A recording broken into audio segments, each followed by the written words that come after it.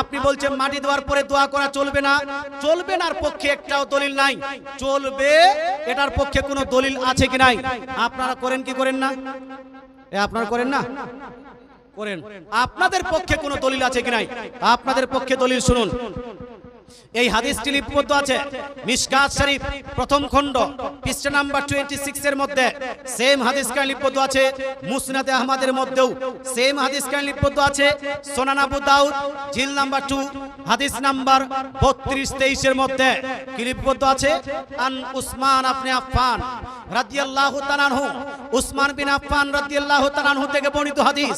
উনি বলছেন কানা রাসূলুল্লাহ সাল্লাল্লাহু তাআলা আলাইহি ওয়াসাল্লাম ইদা ফারাগা মিন দাফানিল মাইয়িতি।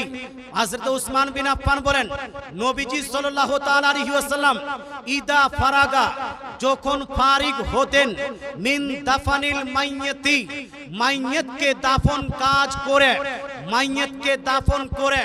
জোরে বলেন না সুবহানাল্লাহ। অর্থাৎ নবী যখন মাইয়িতকে দাফন করে ফারেক হতেন তো কি করতেন? পালিয়ে যেতেন?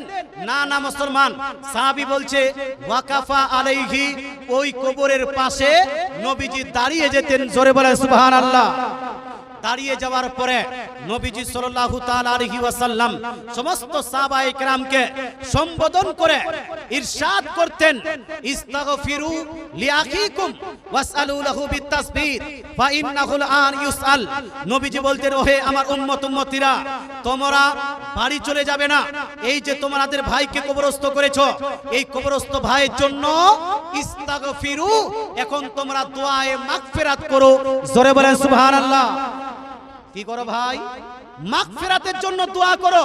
ওয়াসআলু লাহু বিতাসবিত, আরো দোয়া করো আল্লাহ তাআলার কাছে যেন এই ব্যক্তিটি এখন অটল থাকতে পারে।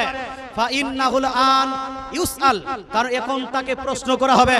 মাটি দেওয়ার পরে সেই জায়গাতে আল্লাহর দুইজন ফেরেশতা এসে সেই ব্যক্তিকে দাঁড় করে তাকে প্রশ্ন করে মান রাব্বুকা, হু ইজ ইওর লর্ড, মা দীনুকা, হোয়াটস ইওর রিলিজিয়ন, মা কুনতা তাকুল ফি হাদা রাজুল, what was you saying about that person who is standing in front of you. তোমার রবকে, তোমার দ্বীন কি, তুমি এই ব্যক্তি প্রসঙ্গে কি ধারণা রাখছিলে, কি আকীদা রেখেছিলে, এই প্রসঙ্গে তিনটি প্রশ্ন করা হলো। রাসূলুল্লাহ বলছেন এখন তাকে প্রশ্ন করা হবে, সুতরাং তোমরা বাড়ি যাবে না, এখন তার জন্য আল্লাহর কাছে দোয়া করো যেন সঠিক সঠিক প্রশ্নের উত্তর দিতে পারে। জোরে বলেন সুবহানাল্লাহ। আচ্ছা বলেন তো ভাই, এই হাদিস থেকে কি বুঝলেন? নবীজি সাল্লাল্লাহু আলাইহি ওয়াসাল্লাম, নবীজি সাল্লাল্লাহু তাআলা আলাইহি ওয়াসাল্লাম মাটি দেওয়ার পরে বাড়ি চলে যেতেন না ওখানে